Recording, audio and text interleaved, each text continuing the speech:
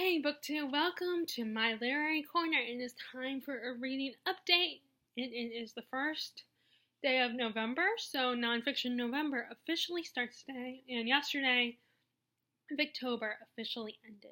So I'm going to do kind of a reading update mixed with kind of a wrap up for Victober, and then talk a little bit about the nonfiction I started reading today. Okay, so unfortunately, most of the books I read are library books. I already returned a lot of them, which is a bit of a problem because then I end up not reading as many of my library books. But it's hard to say no to the library because, as I always say, they're free, and at least in my library, you can get up to 15. You can check out up to 15 books. Not that I would ever actually check out 15 books, but I'm saying 15, by the way, because I know sometimes when I say 15, it sounds like 50 if I don't say it correctly or pronounce it correctly. So I said 15, 1, and so I was like 5 and 1. I guess that would be more like, it should be like this. Okay, so I only have 2 of the books actually with me. That, as far as Victober goes, I have some of the other books I read this month. I have, at least that aren't Victober related. I do have. Okay, so first thing I read in Victober was the group read, which was a play. They decided that we will read 2 plays by Oscar Wilde, which the first one was the one that I know, and that is The Importance of Being Earnest. And this is what I read it in. It was a collection, which that's the hard part about when I'm updating Goodreads, is that it's kind of hard to say I've accomplished and read that piece of that play or that short story or that novella if it's in a collection. So I have to find that an individual copy of that play or story or whatever once I finish it and put it on my Goodreads. I really love The Importance of Being. I love both plays by him, and I regret that I ended up caving in and getting rid of my Oscar Wilde collection of his short stories, because at the time I was not as interested in Victorian literature, or I still liked classics, but I was still not really into them at that point. So I ended up getting rid of that. But that was the first Oscar Wilde piece that I actually read was The Picture of Dorian Gray in a book club between myself, my best friend at the time, who is still my best friend actually, or one of them anyway. I have 3 girls that I consider my best friends, and my sister. I believe my sister joined that. So it was really more of a. My sister might not have been part of it. I don't remember. It might just be me and my friends. So it actually was more of a buddy read than a book club. But this is a play about a man named Jack, who his parentage is unknown. He's an orphan, but he's an adult in the story. He tells his friend about his alter ego identity by the name of Ernest that he has come up with. That's who he is when he's in the country, and then when he's in the city, he is Jack. But he also comes up with this whole story about Ernest being his invalid brother. So, and Algernon also finds out from Jack that Jack likes Algernon's cousin, who I meant to look up her name.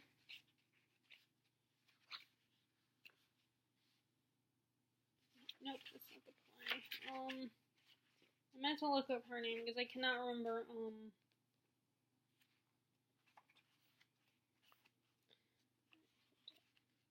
This is a woman of no importance. Where's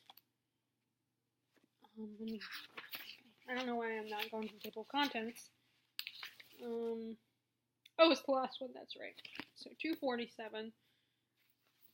I can't remember the names. I remember the two main guys, and I know one of them was named Cecily. One of the women was Cecily.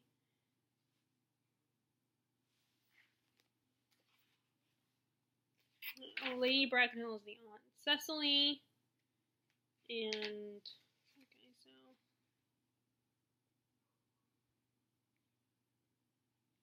so I think Cecily, Gwen's the cousin, Gwendolyn. He knows that Jack likes his cousin Gwendolyn, and he's not sure how he feels about that. And he also knows that his aunt, Lady,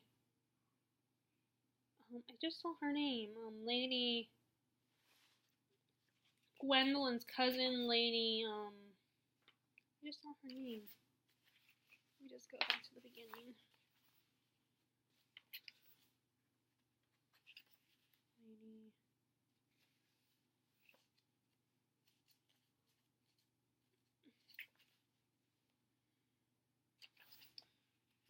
One second.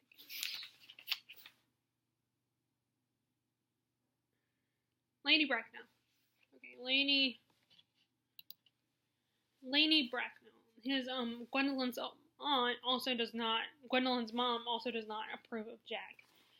So meanwhile, Algernon decides he's gonna go and visit Jack's ward, Cecily, in the country, and he decides to pretend to be Ernest, the invalid brother.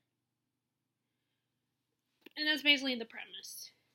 It's not a long play. It's very fun, and like I think most of the work are like satires on English society, particularly the upper class society, and their silly behaviors and way of thinking. And one of my favorite quotes from the play that a lot of people in the group said that they loved this quote that Algernon says to Jack, when Jack is talking about deciding to stop lying and explain that Ernest is not real, or at least kill him off.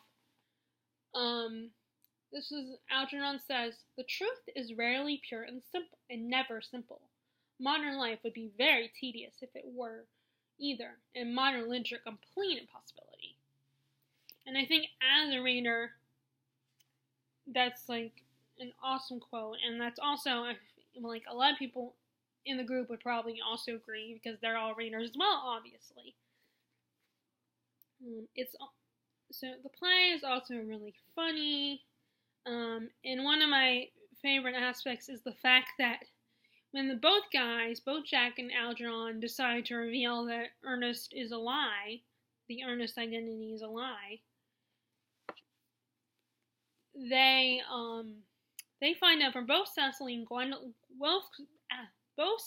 Gwendolyn say that they love the name Ernest and could never marry a man who did not have the name Ernest. And of course, Ernest, I believe the definition of Ernest is something along the lines of someone who's genuine, someone who is honest. And basically that's completely opposite of what they're doing by calling themselves Ernest. So, like I said, it's very much a social satire. And the movie, I remember there was a movie made of this back in the early 2000s. I think there was, but I do believe I remember reading that there was a movie before that movie came out based on the play. But the 2000 movie is the one I'm familiar with. I mean, I never really watched it, but I've seen bits and pieces of it. And it stars Colin Firth as Jack.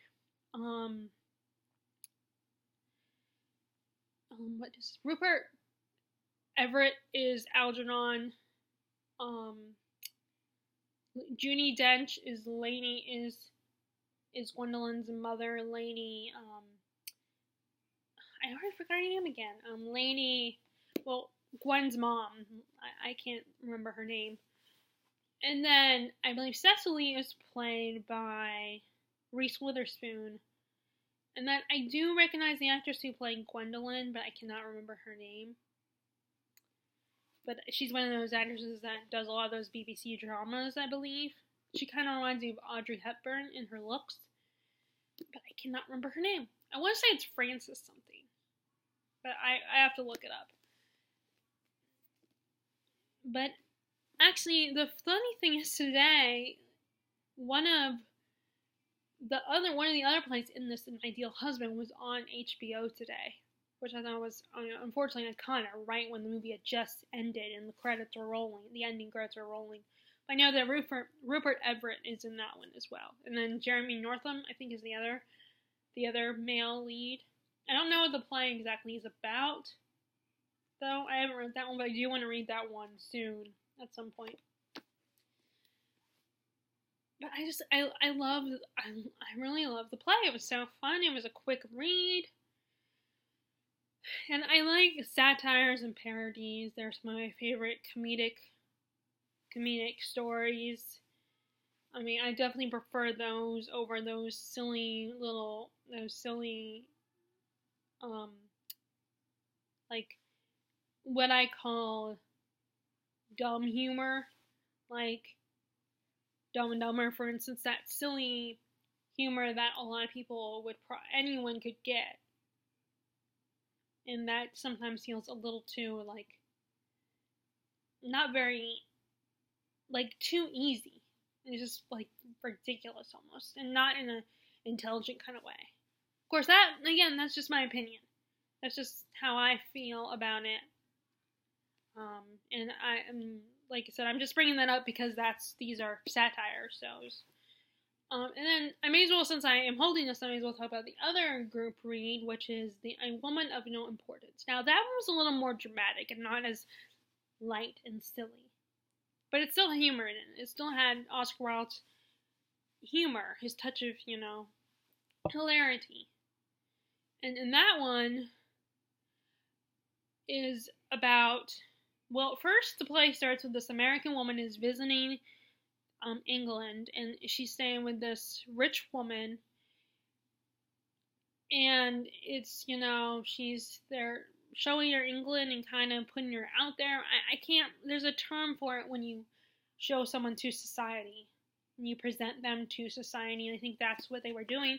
But the main plot in that particular play was you have this young man, Gerald. He is being apprenticed to this guy named Lord Illingworth. He was this rich, doesn't have a job. Like, it has that whole thing about, I'm rich, I don't need to have a job, I will always have money, I don't need to work. And his mother, Gerald's mother, does not want him to work for Lord Illingworth. She does not want him to travel with him and be influenced by him. Which, the reasoning, which is revealed to us in the play, which I don't know if I should reveal that. I probably shouldn't. That would be a spoiler. But there is a reason in this big secret that she's trying to keep from her son because she wants to protect him. So, like I said, this is a much more dramatic play. I mean, again, it still has Wilde's satire style of comedy, but it's not as silly as The Importance of Being Earnest. It's a little more serious. Now, of course, the thing, despite that it's serious, it does seem a bit more melodramatic, especially with the whole secret in the plot. Just and the relationship between Gerald and his mom is a little over the top too. I mean, Gerald is definitely a mama's boy. That's the impression I got. Like, he has a very close relationship with his mom because it was just them for the longest time, and he hasn't gotten married yet. He hasn't found a wife. And I don't know if I read it, like, there was a piece of dialogue in the play where this was in plot, where this was said, or that's just the impression I got, that I feel like he's probably looking for someone that is very similar to his mom. I mean, of course, I could also be thinking about that I just recently bought D.H. Lawrence's Sons and Lovers, which that's kind of the premise. It's just a mother and a son, and the son is constantly trying to find a wife that is just like his mother. But I often, like, in stories about mothers and sons where it's just the mother and the son, and they're really close,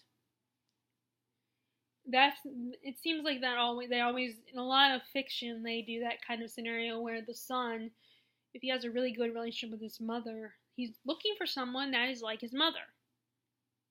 And I imagine that's the same thing with a father and daughter too, that a daughter is always looking for someone that reminds her of her father.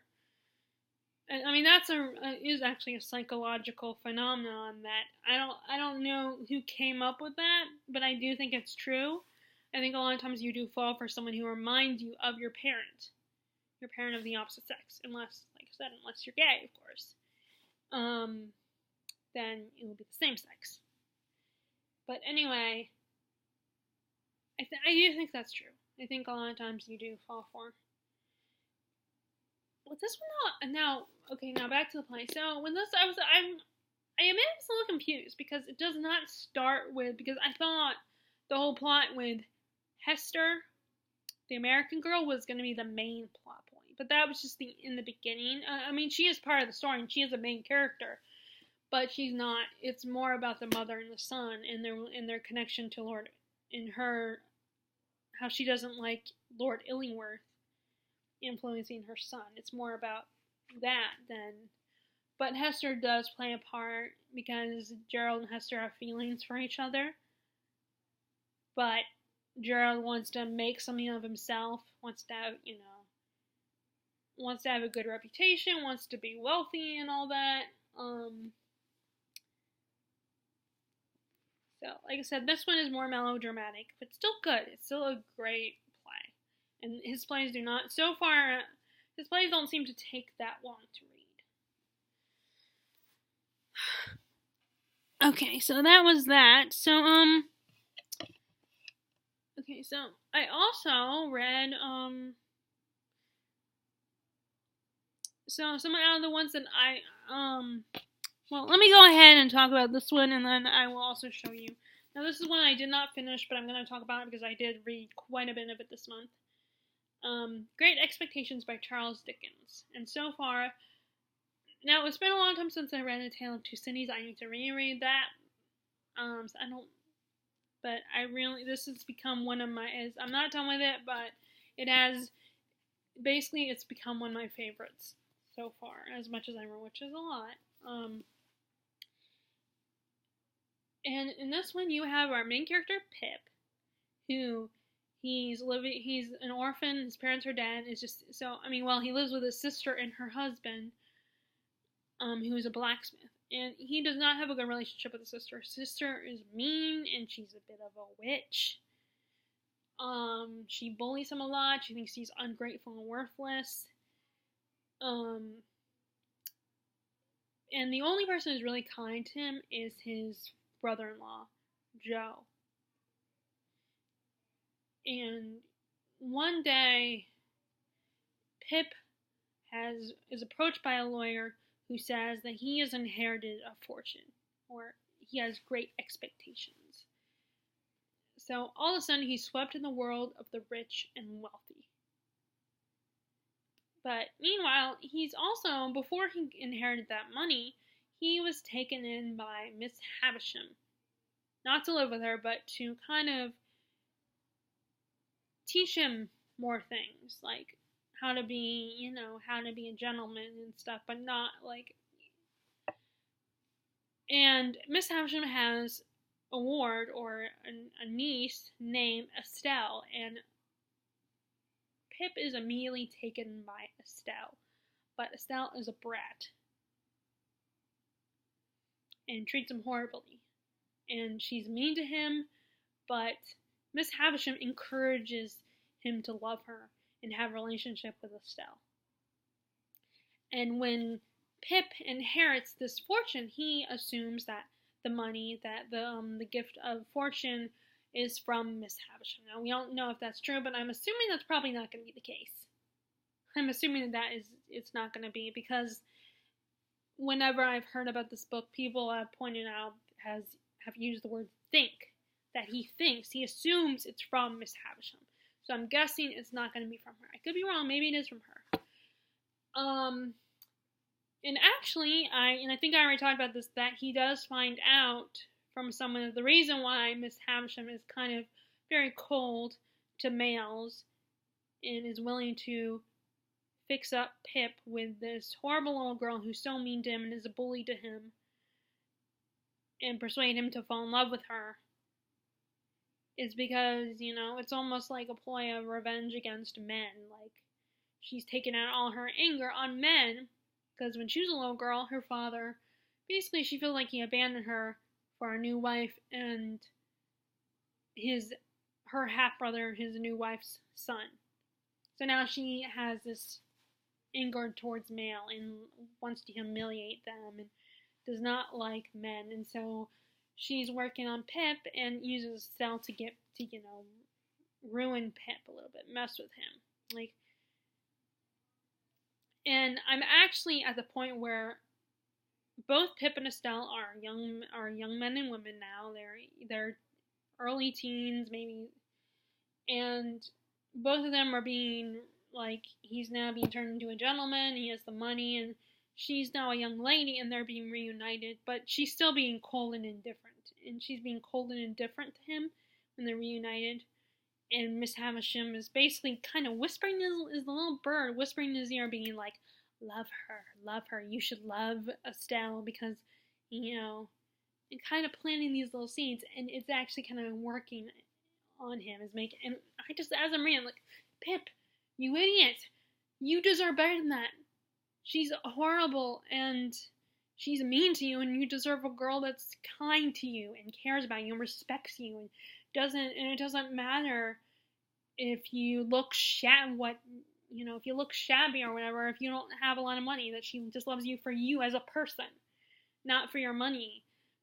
But I think part of the problem why he's so easily manipulated by Miss Havisham and Estelle is because that's the only example he has. His sister treats him like crap. It makes Joe feel bad all the time. So it's he has every reason to feel like this is what love is. His sister is the only example of the opposite sex. And his sister and her relationship with Joe is the only example he has of love. Which to me is not love. So that's where I am in this book right now. At least I'm really loving this book. And I definitely agree with, I think it was Katie, who when she was recommending what to read for classics, what to start with, or specifically Victorian literature, this is a good starting point because even though it's chunky, it's still a chunky book. It's written in first person. So it's easier to get into the head of the character, and there's not so much entanglement and so much story going on. It's just we're spending time with this one character and seeing this one character's life and their thoughts and feelings and what they're experiencing. It makes it a whole lot easier to follow along if you're new to Dickens.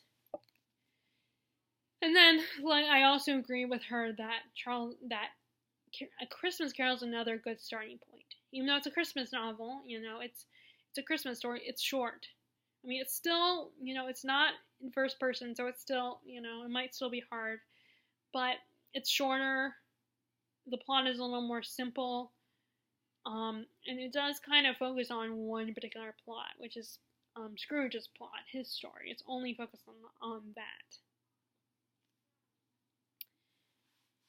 So, like I said, I'm not done with it, but I've read a lot of it, and I'm going to my goal is to finish it up this month, even though it's not nonfiction. And then the other Dickens book that I read, I may as well hold this up with it. The other Dickens book, well, I'll just go ahead and put it down, that I read that is Oliver Twist. And that is probably, and again, like Katie from Books and Things, it is my least favorite. But it's basically, most people know the story. It's this little boy named Oliver. His mother died giving birth to him. He's an orphan living at the workhouse. And he runs away from the workhouse and is taken in by a bunch of thugs, little thieves and stuff, the gang of thieves. And most people know these names of, Fagin and Dodger, Jack Dawkins, and Mr. Bill Sykes. And there's also the character of Nancy, And then, but he also throughout the book he comes across other characters as well. Like, he is sent with Sykes on a mission to rob this cottage, and ends up being after he ends up actually he gets left behind and ends up being taken in by the family that they work at, that Sykes and his gang were gonna rob, because they see him as an innocent little boy that was just caught up with the wrong people. So they take him in. And there's in the beginning, before he ends up with around the same time he runs into Fagin and Dodger, he ends up being taken by this elderly gentleman because they think he's caught where it looks like he's robbed the guy, and the guy doesn't believe that he was the one that robbed him. And the guy takes him in, but then I can't remember, I think he was going on to return these books to the little book stall that the old man was checking out when they robbed him, but then he ends up getting caught and captured by Nancy and taken back to Fagin and the gang of thieves. So there's a lot more that happens, and also there's another villain other than Fagin and Sykes in the story. There's another more important villain in the particular story. So a lot more happens. I was kind of surprised how long the book was. It was a lot longer. It was like 500 in the 500 page mark. So I was kind of surprised by that. But I did appreciate that the chapters were not that long. I mean, there were still some long chapters, but it helped me get through and read a lot more. I mean, it still took me a long time to read, but I was able to read a lot more of the story because of the chapter lengths. That's why in reviews I always mention that, about that there weren't as many chapters. Because one, I'm still learning how to write, or working on writing my reviewing skills, but I always include that because it is kind of important to me. I appreciate shorter chapters. I mean, I don't mind long chapters, but it has to be a book that I'm really, really engaged in. But I do get easily distracted, so short chapters really help. And when you have short chapters, you are more encouraged to read more chapters. So it feels like you've read a lot.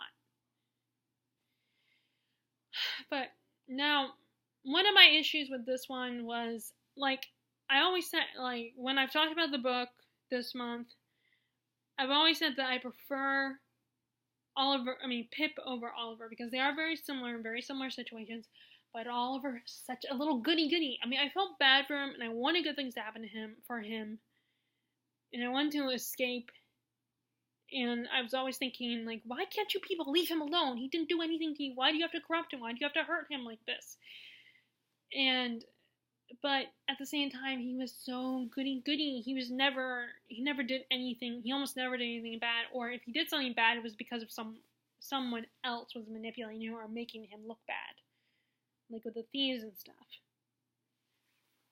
But it just was like, he was like saintly almost. Not saintly, but he was close to it.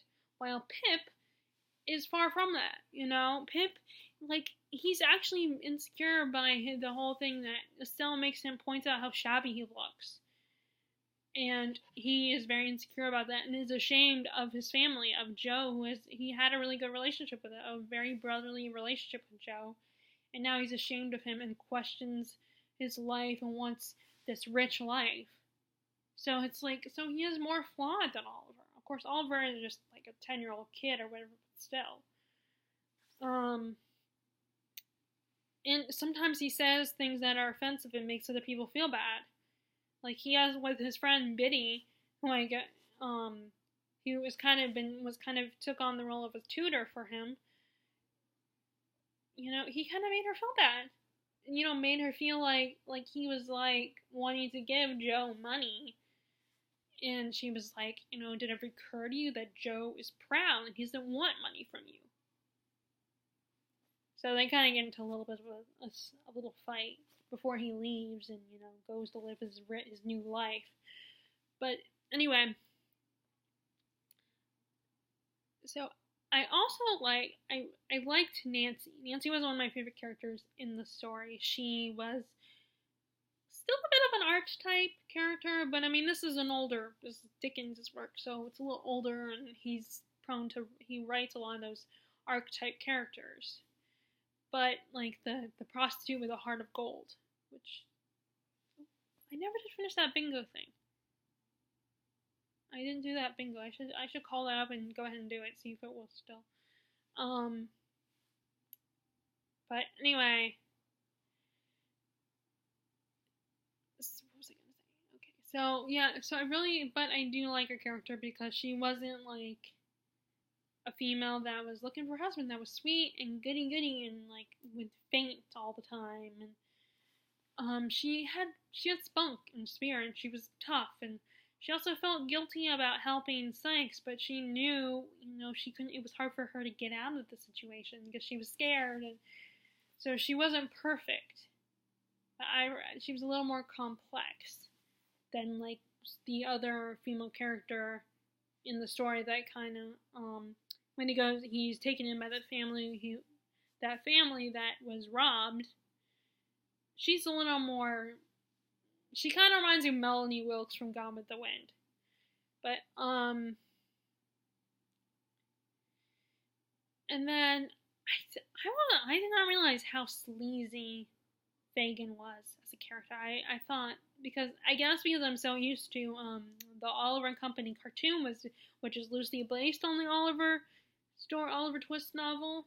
It's just with animals as the main characters. But Fagin was a little more nice now when he wasn't a slimy like Bill Sykes. He was a little nice and a little softer. But I guess because it's a Disney movie, so they couldn't go all out with that. They couldn't be all like the original Charles Dickens novel. They had to put it in a way that kids could understand and that would be more fun and entertain them. So yeah, I was kind of surprised. And interesting factoid that Fagin is Jewish, and when Dickens published that Oliver Twist, the Jewish community was not happy about that. They found it offensive because the character was Jewish and he was a bad guy. He was slimy and wicked and stuff like that, and just they did not appreciate that. But I do believe in one of his later novels there is a character that is Jewish that is nice and kind and a good person. So I think that was his way of making up for that. I thought that was kind of interesting that people, because I don't think about that, but I'm also a Christian, I'm not Jewish, so, and everybody, like, depending on the thing, everybody could potentially find something offensive. That's a very, I feel like that's a very controversial thing, because what someone finds offensive, another person will be like, whatever, who cares, what's the big deal? Because we're not all this. We're all different. So what we are all bothered by is different too. But so that I gave that one I was debating between 3 or 4 stars. Originally I had it 4 stars on Goodreads, but I did think about going back to 3 stars. I don't know. I have mixed feelings about it. I don't think it's bad, but it's not. I gotta admit, again, it's not my favorite of Dickens' works that I've read so far. What else have I read? Oh, I read Wuthering Heights by Emily Bronte. And I also have the movie, so I watched the movie the other day. So this is basically about a toxic relationship that is not relationship goals, but it's like something that you can't stop. You want to whether you're watching the movie or reading the book, you just can't look away. You have to keep going. And these two main characters are so fascinating and interesting. But the novel starts with our narrator, Mr. Lockwood. He is going to be the new tenant, or he's buying the house that Heathcliff, who was our main character, lives. He is going to be the new owner of the estate. But when he gets there, he's not received in a positive light. and eventually he has this ghostly encounter when he is stuck in the house because of bad weather. So the next day he ends up leaving, and stays at an inn that is owned by Miss Nellie Dean, who he finds out used to work for the family that Heathcliff was fostered by. So he persuades her to tell the story of Heathcliff and why Heathcliff is the way he is. And that's when the story really starts. We have Heathcliff was a half Romani, I believe he's half Romani, but they call him Gypsy. And he is taken in by the Earnshaw family. And all the members of the Earnshaw family treat Heathcliff like crap, like he's a servant. But the daughter of the family, who's like the spoiled little pampered little brat, Catherine, is immediately taken by Heathcliff and is drawn to him, and they start hanging out and playing together, and they form this strong bond between the two of them. But Heathcliff is not the best influence on her, and of course she's upper class and he's the lower class. So eventually they get separated, and after overhearing a conversation between Catherine and Nellie Dean, who is her handmaid or whatever, he finds out that Catherine does love him, but she won't marry him because he is not rich. And Heathcliff runs away and changes and grows and becomes a whole new person and returns in Catherine's life while she is married to Edgar Linton. And so the rest of the book, Heathcliff is basically trying to get Catherine back and destroy Edgar Linton. So this, like I said, this is about this toxic relationship that, is totally messed up. The two of them deserve each other because the two of them are so selfish and such horrible people, to the point where it affects everybody around them, including the next generation. So it's not a romance.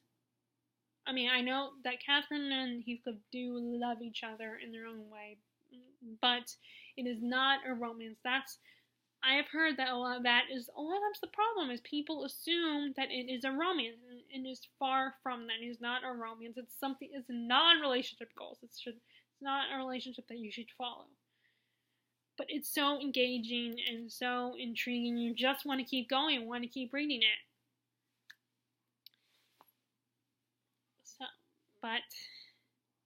And it's not long. I believe it's shorter than Jane Eyre, but it's not something you should start with. You should start with Jane Eyre first, because again, for the same reason, Great Expectations is a good starting point, because it is in first person. You're spending time with Jane, the main character in that one. It's her story. She's telling this story. This one is it is in first person. And what's great about the story is it is told from the perspective of Nellie Dean, though our narrator is Lockwood in the beginning.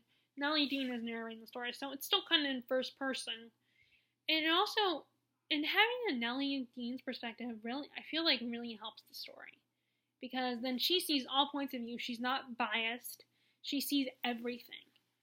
Like, if you had it in Heathcliff's perspective or Kathy's perspective, then it would be a very biased opinion. You only get half the story. You would not get the whole picture. And having it from Nellie Dean, you get the whole picture. You see everybody's point of view. Now, I mean, of course, there are times in the story where Nellie Dean is not around. So there is still stuff you miss. But it's easier to get the whole picture when it's from her perspective. Since it's her perspective. You get the outsider looking in scenario. Now, I feel like Lockwood was an unnecessary character. Like, I feel like he didn't need to be included. I mean, it adds a little bit, but very little to me.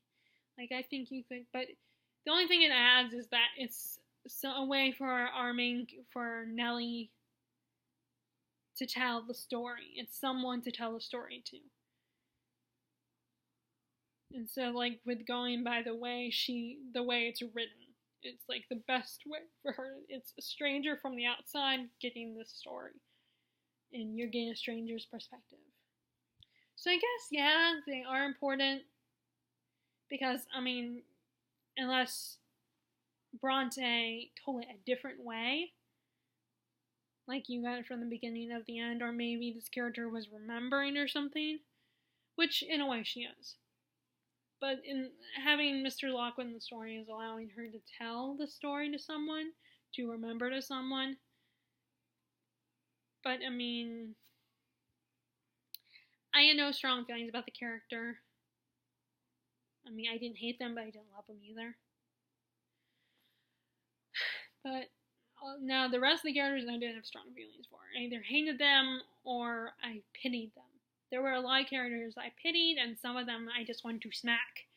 Some of them I just hated, and some of them I felt sorry for. And like with Heathcliff and Kathy, they were characters that you felt sorry for them. At the same time, they made you really angry, and I feel like they're, Heathcliff is that type of character that everybody loves and feels sorry for. And you feel like people would make excuses for him because, oh, he had a bad childhood. He was abused by the Earnshaw family, and he's abused by Kathy. Or not abused, but she was really mean to him and bullied him. So she kind of bullied him like the other characters. But it's like, that's no excuse for his actions. But it's hard, it's something, it's debatable. So I gave that one 5 stars. I really loved it. It was such an engaging story, and I just wanted to keep going and find out things were going to turn out for these characters. And all I'm going to say with the ending, it was kind of a happy ending in the end, though, which is funny because, for some people they would probably expect it to not be a happy ending, but it kind of was.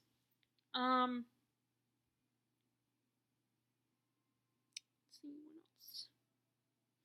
Let me look at my document. I have the document. Okay, well, those are the only ones that are actual Victorian that I read. The rest of them were not Victorian. Oh, well, I guess, or at least out of the ones I finished. I did read a little bit more of No March, but I really have not much more to say than I already said. Of course, that you could say that the same about Great Expectations. So the rest of the time I ended up not reading Victorian.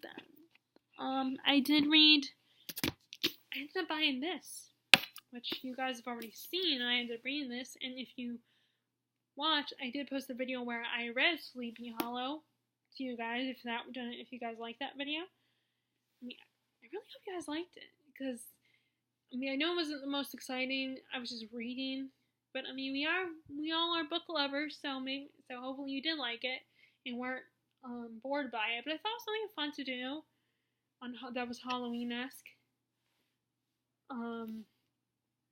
But I really liked it, and I think it did help that I kind of already knew that it wasn't as exciting as the Johnny Depp movie, for instance.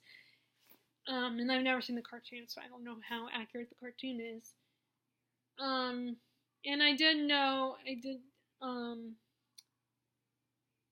so it didn't disappoint me or anything. I still gave it 5 stars. I really liked it.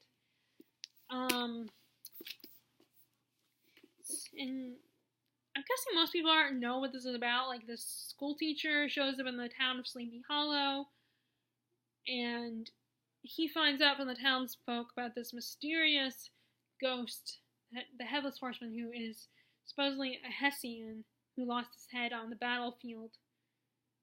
Although I might be getting that mixed up with the Johnny Depp movie. I know they do say he's a Hessian in the book, but I don't know the whole thing about him losing his head on the battlefield. Although in the Are You Afraid of the Dark episode, where it's kind of a Sleepy Hollow retelling, a contemporary version of it, when Tucker narrates it in the beginning, he does say that the Headless Horseman lost his head by a stray cannonball. So maybe that is in the story. I just don't remember. But yeah, he encounters the ghost one night, and the ghost ends up chasing him across the bridge. Um, but the thing that makes it kind of longer than I expected was because of all the beautiful writing. Like Irene is so good with so descriptive. Like he describes the food at a party, the party that Ichabod goes to before he ends up his encounter with the horsemen, and they describe the characters' personalities, and his Ichabod's horse is described, and there's only like 3 main characters. Well, 4 counting Boltus and Hassel, Katrina's father. But I mean, Katrina doesn't even really play much of a part. She's just there she's like a. That's one of the things that bugged me, is that she was like just like a prop for the 2 guys, Brom and Ichabod, to fight over. They were both immediately taken with her. They both wanted to marry her. So she was just there. I mean, there was no like. In the Johnny Depp movie, she had a bigger role. She was like, she still kind of had that damsel mentality, but she also introduced the whole concept of witchcraft in the story. And the witchcraft thing is brought up in the book, but it's not. Katrina doesn't practice witchcraft. She's just. I mean, also they might have mentioned that she believed in it, but like they believe the town is kind of haunted by a witch or something. Like it's under a spell. That's how they bring in the witchcraft thing.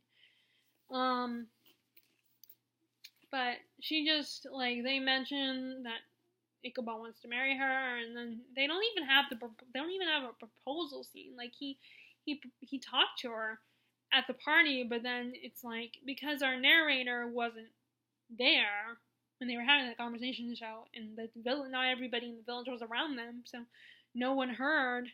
So it's like the narrator mentions that this conversation happened, but no one knows what was said.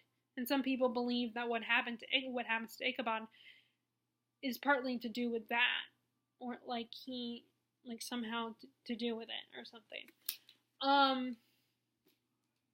And of course Ichabod is not pretty like Johnny Depp. He's not good looking. He's actually described as ugly, which I knew that too because first of all, it's mentioned. I've heard it before that in the original novel he's described as ugly, and then like on the making of Sleepy Hollow, the Johnny Depp movie, Christina Ricci says that Ichabod is described as ugly. He looks nothing like Johnny Depp. And Ichabod is kind of like neither him and Brom are not very likable in the story. Like Ichabod they're both kind of arrogant, but arrogant in different ways, and they're both cocky. Like I said, they're not very likable. Which is not necessarily a bad thing. Because, I mean, I know there are people in fact, my best friend prefers likable characters over unlikable characters. Me, I don't have a problem with unlikable characters. Like, one of my favorite characters is Scarlett O'Hara, and she's very unlikable. I mean, she's mean. Kind of. In fact, she takes away one of her sister's bows. Beau as in boyfriend. I've been talking too much. Now, like I said, this is not Victorian literature because it's American literature, and we didn't have Victorian literature because we didn't have Queen Victoria. It's beautifully written. It is an interesting story, and I was kind of like, granted, it is a short story, so maybe this isn't a fair criticism, but I was a little disappointed. The ghost didn't really the ghost kept getting mentioned, but the ghost didn't happen until the end of the story. And the book even suggested, it was one of those, and even was one of those books that said, did it happen? Or did it not happen? That, or at least people were questioning if what happens to Ichabod actually happened. So I really wish there was more ghostly apparitions and ghost things in the story like that, but I think I was also spoiled by the movie. The Johnny Depp movie, not the animated movie that's actually probably more based on the book, but the movie, again, starring Johnny Depp.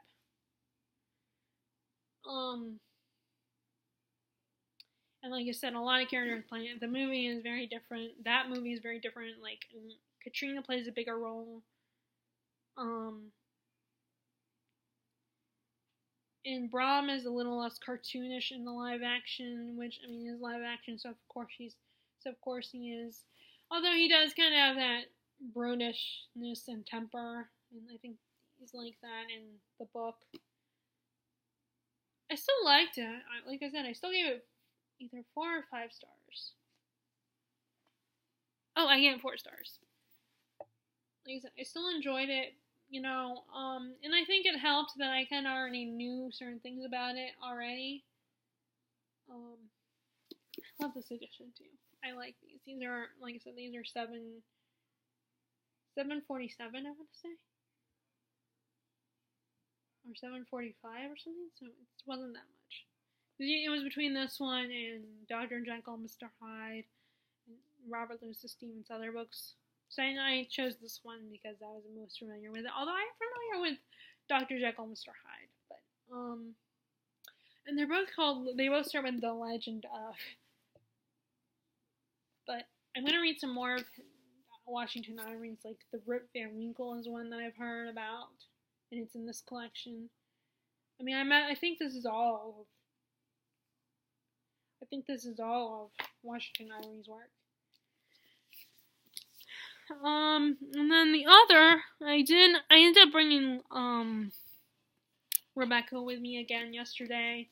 I read a little bit of that. Like I said, I thought I could count this, but it's not. It technically isn't considered Victorian literature because it wasn't written in Victorian times. It was probably written in the 30s, 1930s. Let me see if I can get the copyright date. Yeah. In 1938. So it doesn't count, but I think it is set in Victorian times.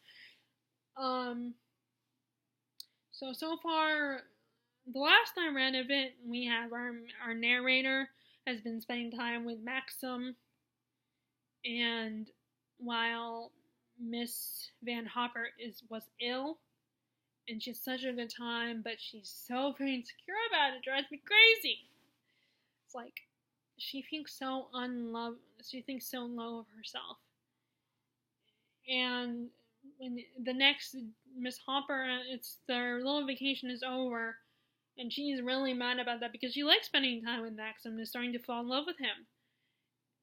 And the last thing I read is she has approached his room at the hotel and is telling him that she's leaving, that they're going to go home, and that Miss Van Hopper is going to leave decide to take the early train, so they're leaving at that moment.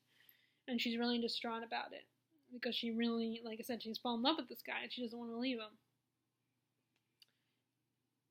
And she is really dreading this new life as trying to be a companion because she'll be at the whims of Miss Van Hopper and then the next person she's sent to be a companion towards if she ever.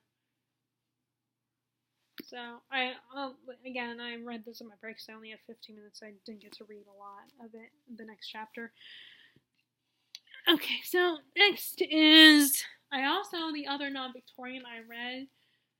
Oh, and also, real quick, let me tell you about The Nightingale. So I read The Nightingale by Kristen Hann. I finally read that. And at my library, it was considered a staff pick as well.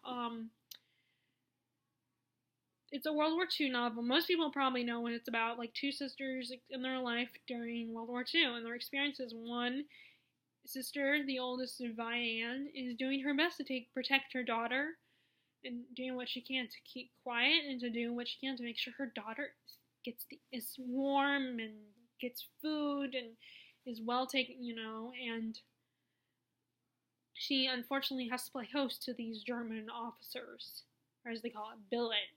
A German officer has to billet their home, and the guy who's mostly at her home is actually somewhat of a decent guy, and he has his own wife and kids. And the two of them are kind of drawn to each other, and there's an attraction between them. But everyone else, including Vianne's sister Isabel, do not trust him because he's still a German, and they're still occupying Paris and France, and he's still doing the things that the other soldiers tell him to do, like beating people and taking prisoner the Jewish people, which includes her neighbor and friend Rachel. And then meanwhile, you have Isabel, who cannot sit back and wait around. She wants to actually take action. She wants to physically do something. So she ends up getting caught up in this resistance group who are fighting, and she also helps escort these British and Canadian pilots to the border so that they can bomb the Germans. But her life is constantly on the line. She's constantly risking herself to help these people. And she has to lie to her sister and let her sister believe that, she's going off to meet her lover and she's abandoned them, which is not the case. So it's also about their relationship and how their relationship is so dysfunctional and messed up, and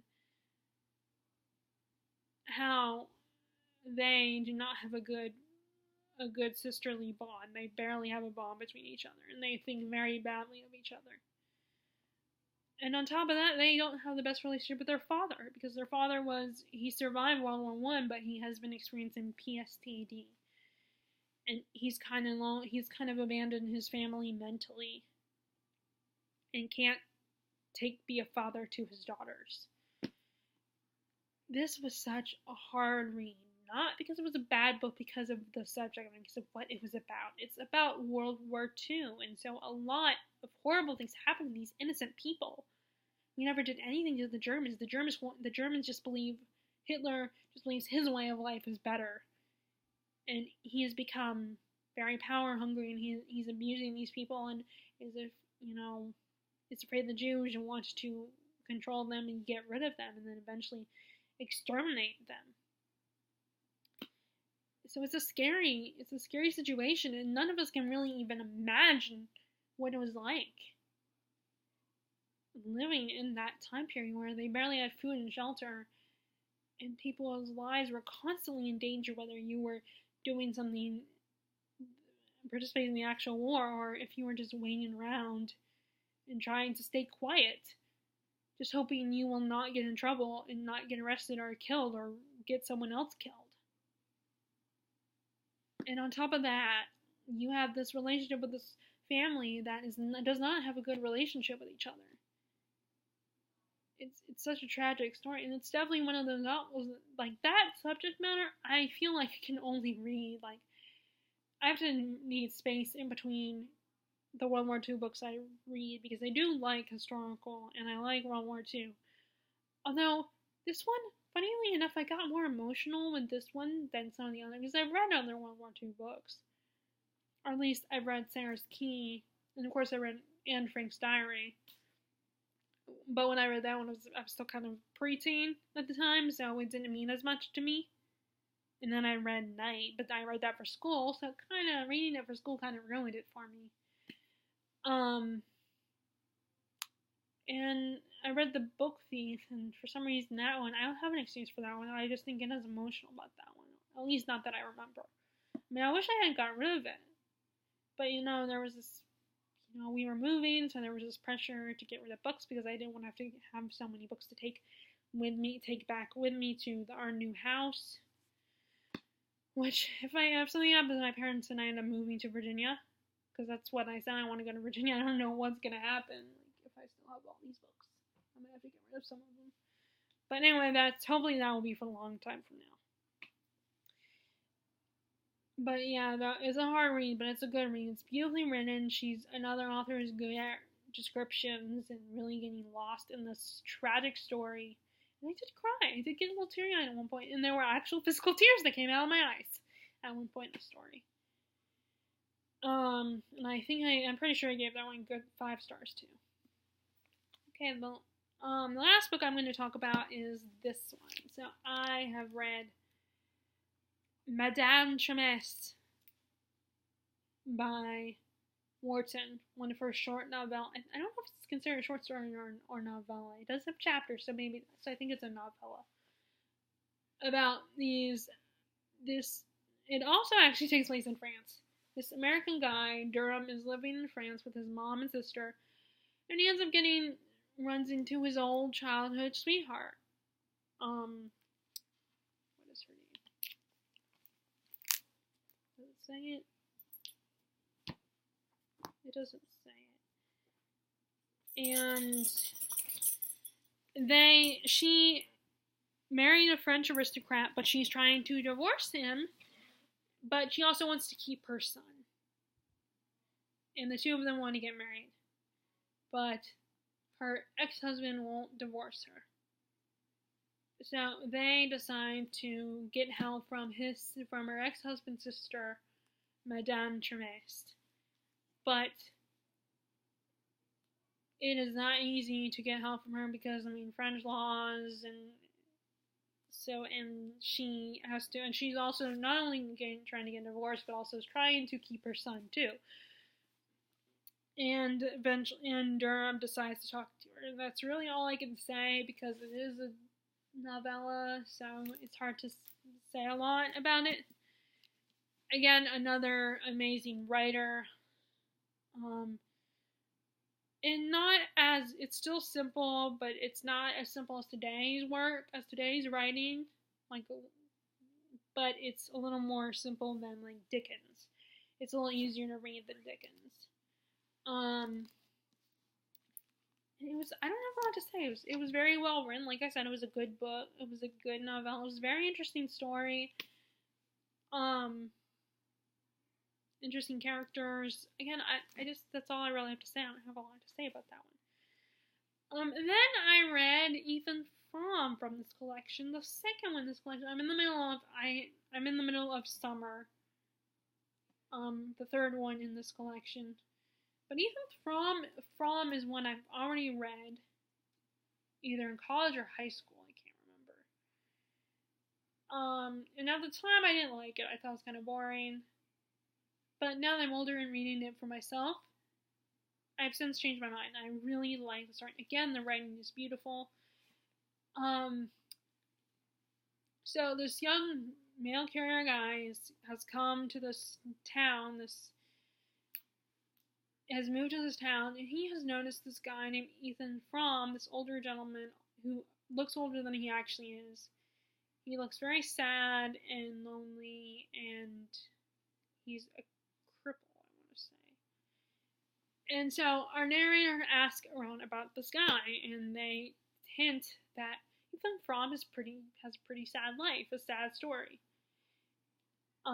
But no one really tells him that much. And eventually he ends up getting a chance to spend some time with Mr. Frome, who is escorting him to different places. He's the one who has the ability to, he has the vehicle to escort people. And they start having a little bit of small talk, but Ethan is very quiet. And then eventually they get caught in a snowstorm, and they have to be passing Ethan's home. So Ethan invites our narrator to stay at his home until the storm passes, the snowstorm. And then Ethan, our narrator, ends up seeing something that kind of explains a little bit about Ethan's past.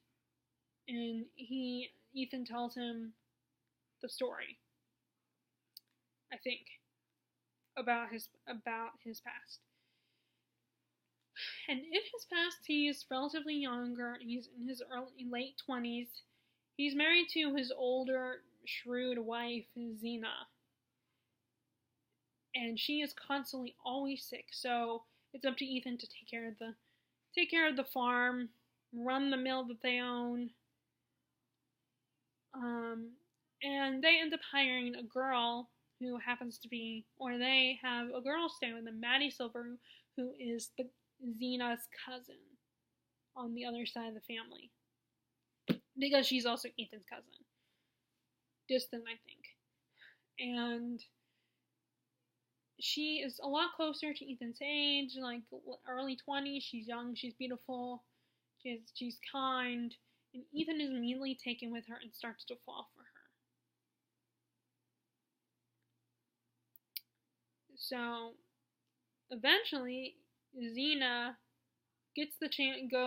hears about a doctor from out of town in the city, and tells Ethan that she's going to the city to see this doctor. And Ethan and Maddie get the chance to spend time together, just the two of them, for the first time ever. And that's all I'm going to say. So this, again, it's beautifully written story, and like I said, I definitely like it better the second time I've read it. Now that I'm older, my tastes have matured and changed and grown. And like I said, not a lot happens. And the most action-y thing that ever happens is there's a dance at one point, and then there's also a sledding scene in the story. So the plot is very simple, like I said. It's definitely one of those stories where I feel like I don't absolutely hate the characters.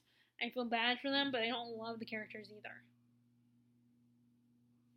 So it's a very complicated, crazy, situation where you feel bad, for all the characters. It's not the best situation to be in. It's like Ethan only married Xena because he was in a vulnerable position. She took care of his mother. And it was more like he felt obligated. He felt he owed her. And it's like, well, you're beautiful and you're nice and everything, and you took care of my mother, so you'd be a good wife. Let me close the door.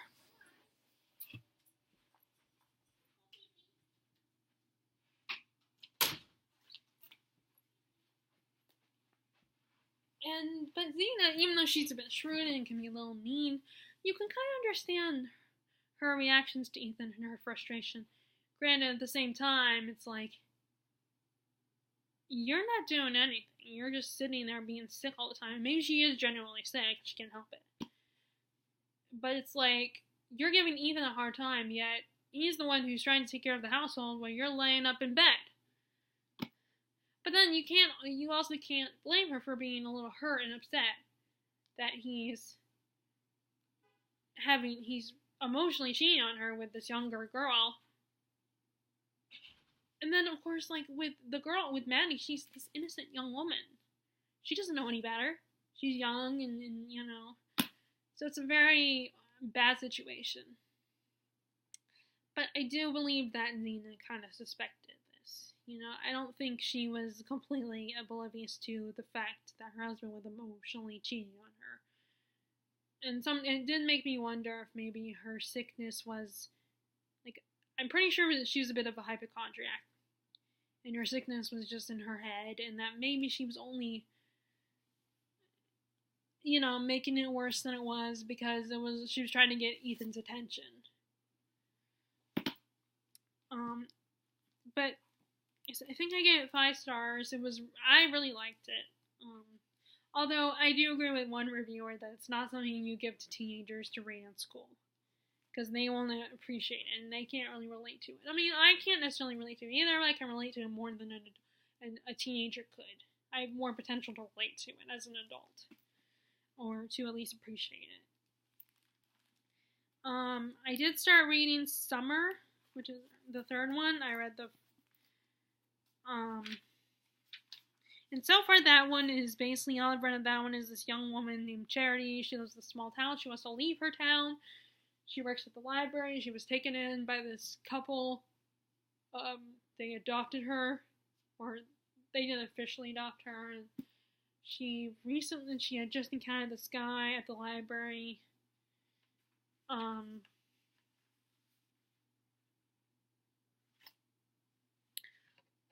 Who she's not sure how she feels about him, and that's really all I've read.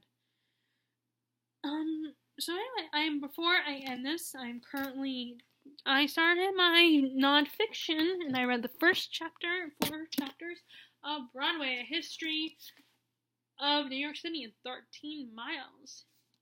And so far, what I've read is we're at the point of how New York was built, and how, for the longest time, it didn't really have the skyscrapers it had today because of engineering problems, like the idea of a load-bearing wall. They couldn't build them too tall because it wouldn't be able to hold the structure. And the roads were really dirty and muddy. They didn't have them paved like they do today. And I also learned, which I think you can also learn this in the musical Hamilton, that the capital was the government stuff was done in New York City because it was the big city, and was very influential, and people admired the city. They loved New York City. It was so amazing and so bustling, and it was between New York City, Broadway in particular, or Philadelphia. They're going back and forth on where the capital should be. Although now we know it's in Washington, D.C., where I used to live. And we also, a lot of famous people were there. Like, John Jacob Astor, who was on the Titanic, lived in New York City. There's a lot of people that are very much associated with New York City. Again, Alexander Hamilton. And we also learned that at some point, Dickens went to New York. And it almost was just as worse, maybe even worse than Dickens' London as far as filth goes. Which is really funny, actually.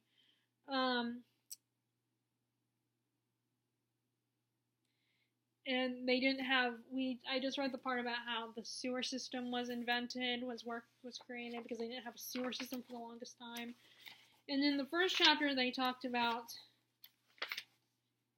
the ticker tape parades, that didn't start until 1899.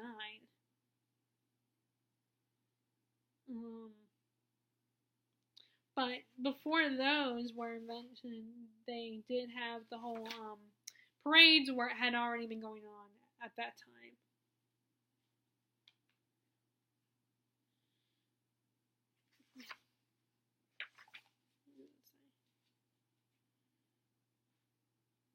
And I think the ticker taper parades was like this thing, like how that started was people would be throwing out pieces of paper out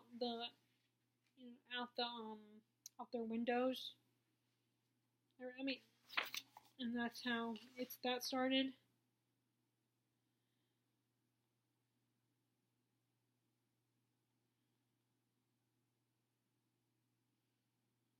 Is this it?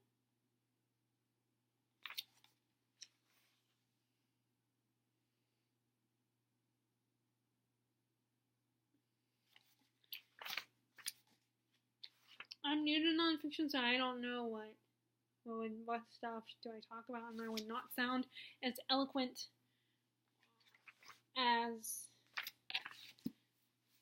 Olive when she talks about her nonfiction books.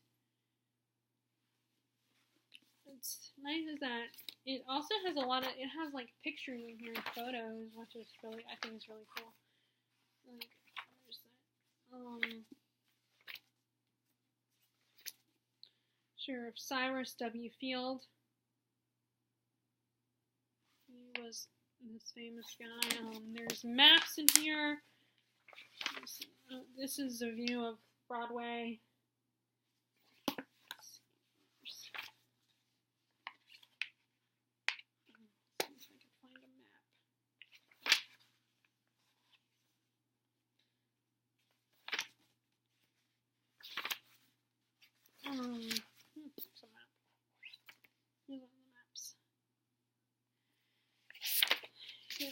We also get a little bit, and of course there's the whole racism in these kind of books. Racism always comes up in the story about, one of those topics that comes out a lot.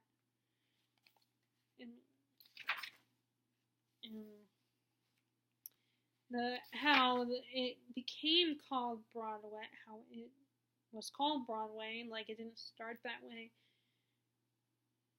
I don't know if I'm saying it right, Braidway, and then it somehow got changed to Broadway, and then it became one word.